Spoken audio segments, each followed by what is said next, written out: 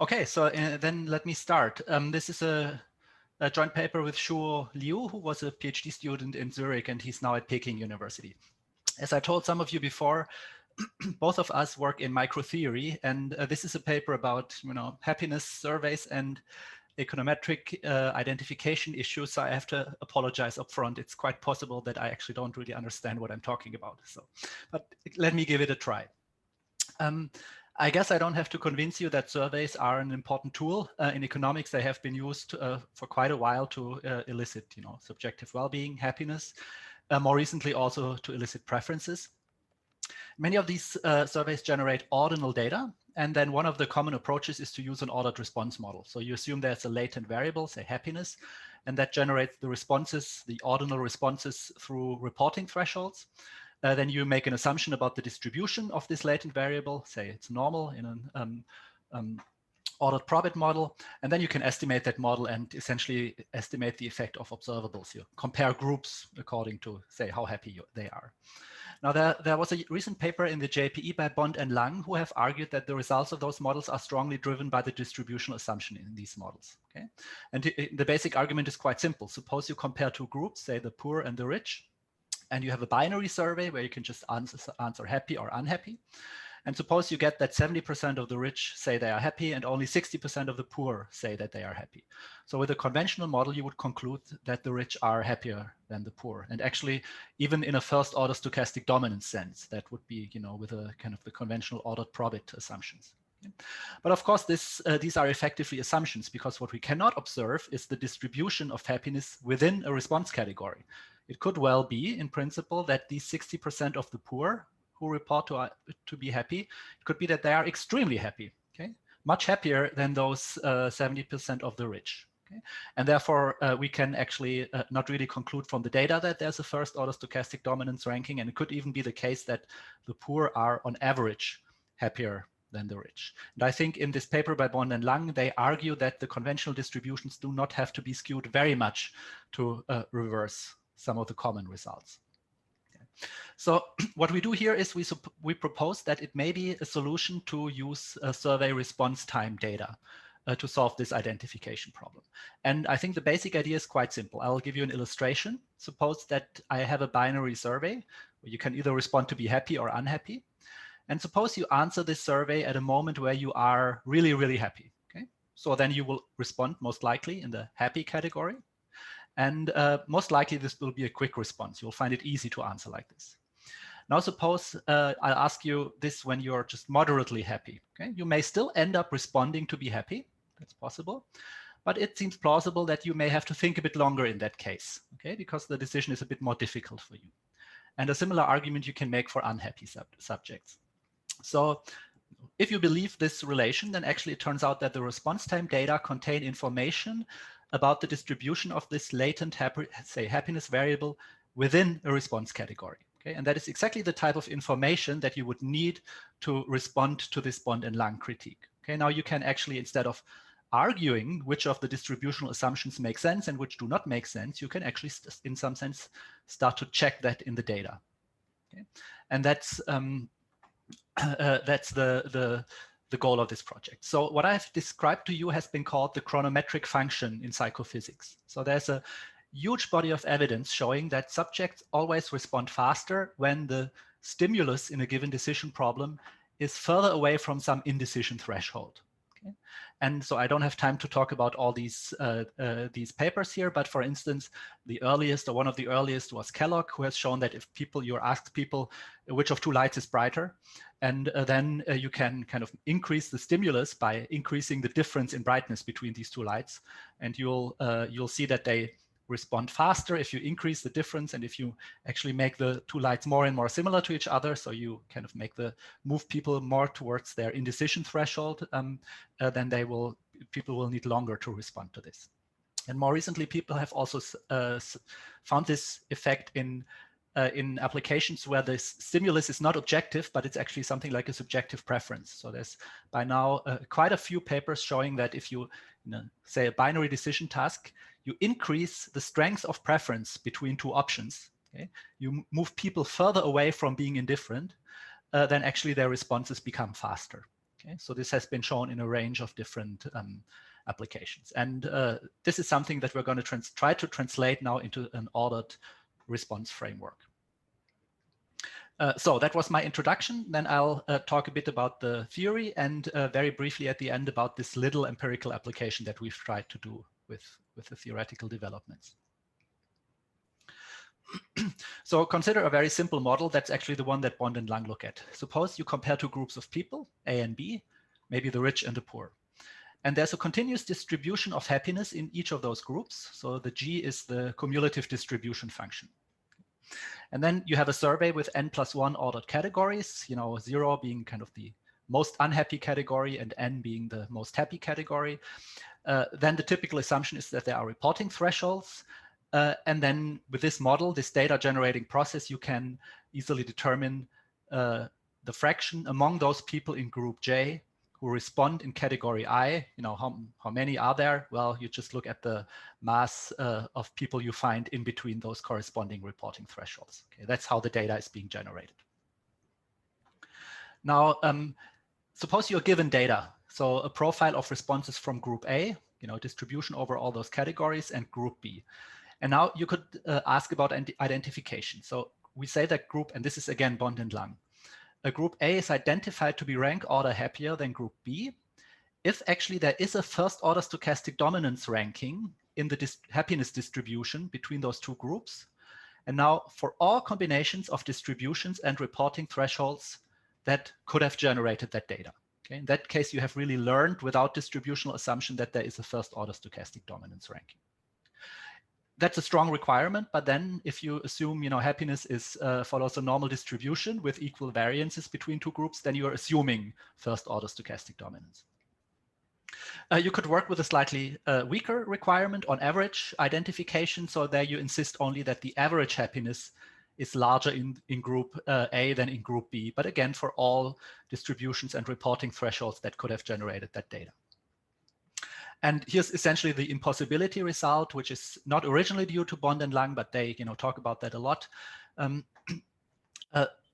a data set, given survey responses, group A is identified to be rank order happier than group B, if and only if nobody in group A responds in the most unhappy category, nobody in group B responds in the most happy category, and for the intermediate categories, you need a condition which is actually stronger than first order stochastic dominance of the observed response distributions.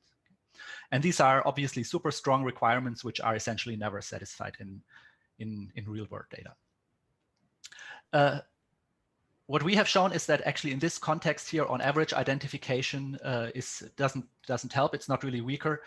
So you get on average identification if and only if you get rank order identification. So it doesn't help to weaken this requirement here. Okay. So this is kind of like the problem that we start from. Now let me introduce response time. So we will assume that there's a chronometric function called C, and this maps from the positive real numbers into some interval of possible response times that you may observe. And the idea will be that the argument of this function is essentially the distance between your latent variable and a reporting threshold. Okay, so it measures how far your stimulus is away from just being indifferent between different response categories. Okay? And the crucial assumption will be that it's a decreasing function. So, and that's really the chronometric effect. If your choice becomes easier because your stimulus, your latent variable, is further away from this indecision threshold, then your response will be, will be easier to answer this question and your response will be quicker. So if your happiness is below the lowest reporting threshold, then you will respond in the lowest category, very unhappy. And the response time will be given by that function evaluated at that difference between the lowest reporting threshold and your happiness. And if you're in the highest category, then similarly, the response time depends on the distance to this reporting threshold.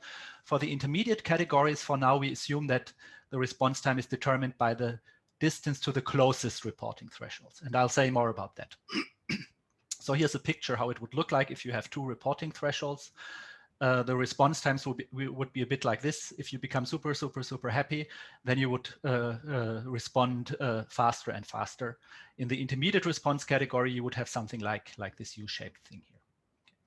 Now, this is an extension of the basic model, and you can now derive the response time distribution. So among people in group J who respond within category I, this is the fraction of people who do so at time t or earlier. And I think I don't have to talk in detail about this function here. Okay, there's a formula for that.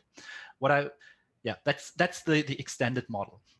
And the first thing I need to point out is when we now ask the same identification questions as before, we're not assuming that you know the chronometric function. So we treat this very exactly like the reporting thresholds. It's essentially something which would have to be estimated or which we are free to choose to explain the data. So we just assume it's decreasing and these technical issues here.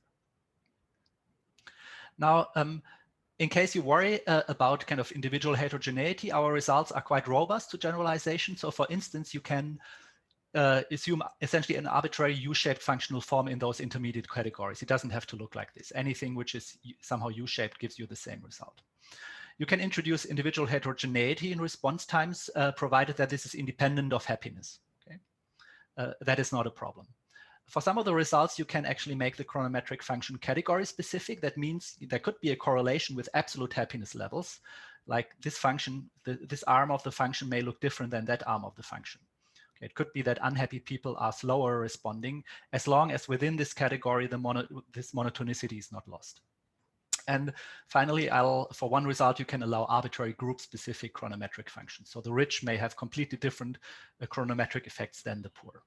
And in the empirical application, we will even use individual standardization. So we'll use the response time in a baseline question and use this to standardize to kind of as something like a fixed effect for individual speed and standardize response times in later questions. But here's our main result. So given extended data, responses and response time distributions, group A is identified to be rank order happier than group B, if and only if. And if you look at the third condition first, unfortunately, it's the same as in Bond and Lang. Okay? And that is a consequence of the chronometric function being non-monotone in intermediate response categories. So whatever response time you observe among people who respond in this category here, you can always explain it with a happiness close to the lower bar or to the lower reporting threshold or close to the higher reporting threshold. So these intermediate response categories do not give you insight. Response times do not tell you anything interesting for those categories.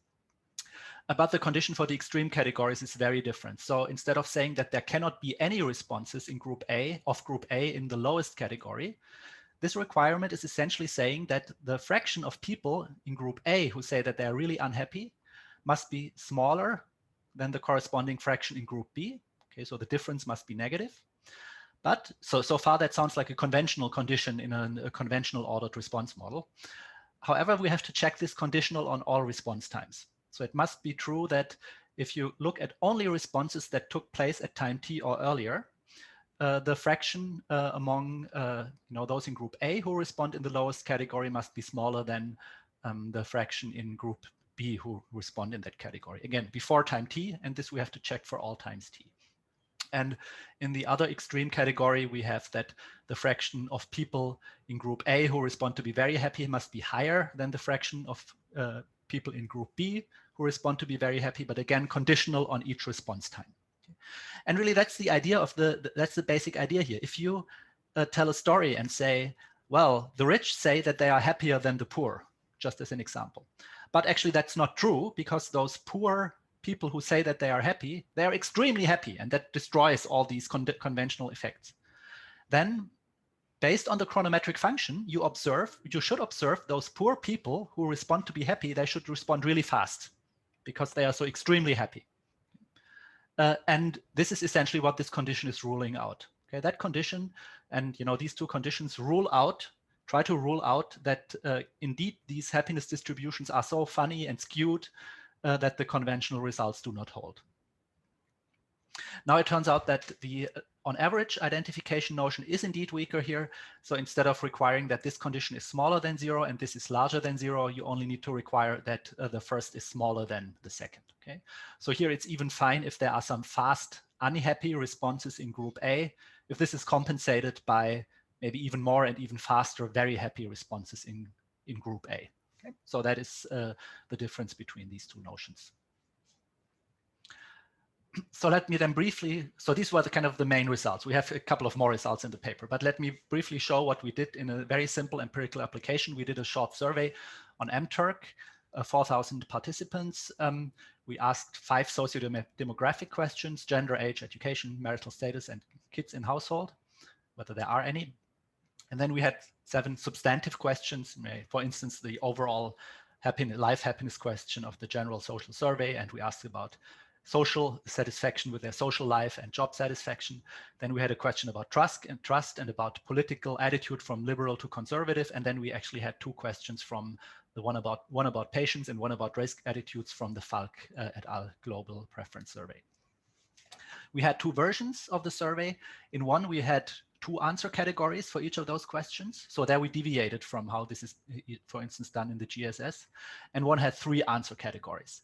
We have a theoretical result which tells you that if there is actually a first order stochastic dominance ranking, say in happiness between 2 groups, then our criterion should recover this correctly from a binary survey. So you don't need these intermediate categories. Okay.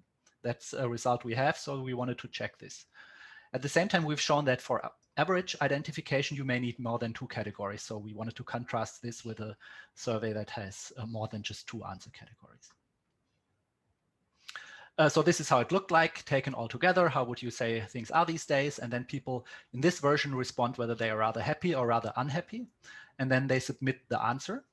And the response time here is defined as the time between the initial display of this question, of that screen, and the last click before submission. So the time when they logged in their final answer, because we thought that's most closely what reflects their thinking and decision process. And this is what matters here. So let me, given the short time, let me skip over the summary of the demographics and the summary of the response times. So here's what we do. We need to plot these functions here, which I've shown you in the theoretical results. And what we're doing here is we're replacing these R's by the empirical response frequencies, and we're replacing the cumulative distribution functions by non-parametric kernel density estimates. We use normalization of response times using each individual's response time in the marital status question, because that was the fastest of all. Okay, we thought this is a reasonable standardization for response time. Eventually, we want to bootstrap statistical confidence. We haven't done that yet. I can't show you anything. And in the following, I'm just going to compare groups pairwise, those with kids to those without kids. And I kind of have to say clearly that I don't claim any causality here. Okay? So it's more like an illustration of how you can apply that technique, I think. That was our goal when we designed that survey.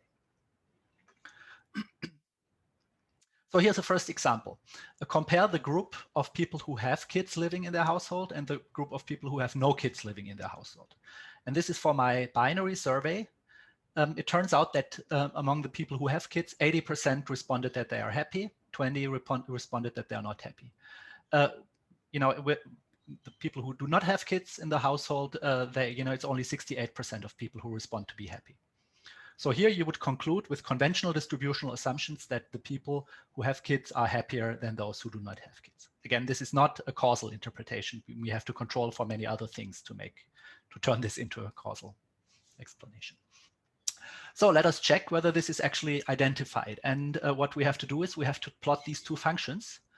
So here the blue one is really the fraction of people who respond to be happy among those who have kids, minus the fraction who will respond to be happy among those who do not have kids.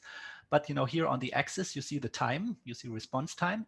And so at any given point, this is restricted then to all those people who responded at that time or earlier. And what you see here is indeed the blue line is always above 0, while the red line is always below 0. So here this shows you that actually this is rank order identification obtains here. So based on the response times, we can essentially, given our chronometric assumption, of course, but we can reject the claim that this distribution is so funny that actually none of the conventional results hold. Here is a second application. We compare the young below the age of 40 to the middle age between 40 and 60. And here we are asking Falk's question about, are you willing to take risks or not? And it turns out more among the young, 53%, say that they are willing to take risks, and among the middle-aged, only 44% argue that they are willing to take risks. Again, you could conclude maybe here the latent variable may be something like a risk aversion coefficient, that the young are more risk averse. This is what conventional models would now, I guess, predict. This is how these two functions look like. And what you see here is that the blue function falls below 0 at some point. So you do not get rank order identification. What that means is that among those people who are middle-aged and respond that they are willing to take risk, some of them are really fast in their response. Okay? And that drives this function below 0 initially, while eventually it goes above 0. And the fact that some of them respond so fast, makes it possible that they could actually be super, super risk-loving and therefore destroy the conventional first-order stochastic dominance. However, here you see that the blue line is still always above the red line. So in this case, you could still argue that something like an average risk aversion coefficient is higher among the young. The risk aversion, if it's a risk aversion coefficient, then it would be higher among the middle-aged than among the young. Okay, so you still get on average identification. Last example, if you compare males and females according to whether they are satisfied with the work that they are doing or not, it's not a big difference here. But the men, are more likely to respond that they are satisfied with their work than the women. Okay? But if you look at the response times, this is all over the place. So what you see here, for instance, the blue line tells you that among those women who tell you that they are satisfied with their work, some of them are really fast in their response. Okay? And that tells you some of them may be really, really strongly satisfied with their work. Okay? Conversely, for the men, among the men, there are some who respond that they are very unsatisfied with their work relatively quickly, and that drives this red line above 0, so you don't get any identification in that setting. So here's the summary of what we've done. So here are all the group comparisons we did, like males, females, young, middle-aged, kids, no kids, okay, and education and marriage. And these are all the questions that we've asked. And this is all for the binary survey: happiness about work, about social life. This is the GSS overall happiness question: how trustful people are, whether they are rather conservative or liberal, how patient they are, and how risk-averse they are. And the numbers in the table are ordered probit coefficient. So this is really regressing the dependent variable on a dummy for this group comparison. Okay, so these are the ordered probit coefficients, including significance levels, and the colors indicate our identification. So if it's dark gray, you get rank order identification. You get that in 3 cases. So the kids versus overall happiness is the one that I've shown you, and you get it also in other cases.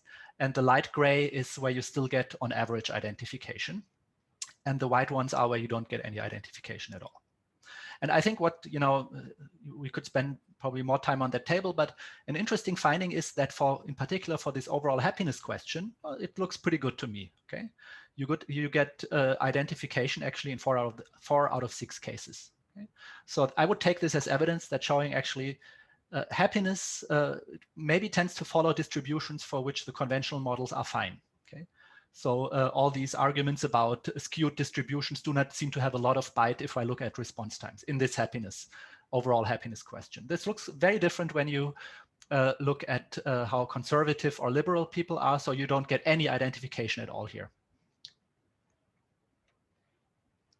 So let me conclude. I think the main insight is that response time data contain cardinal information about latent variables using a chronometric assumption. I mean, there's an assumption we have to make, monotonicity of a chronometric function.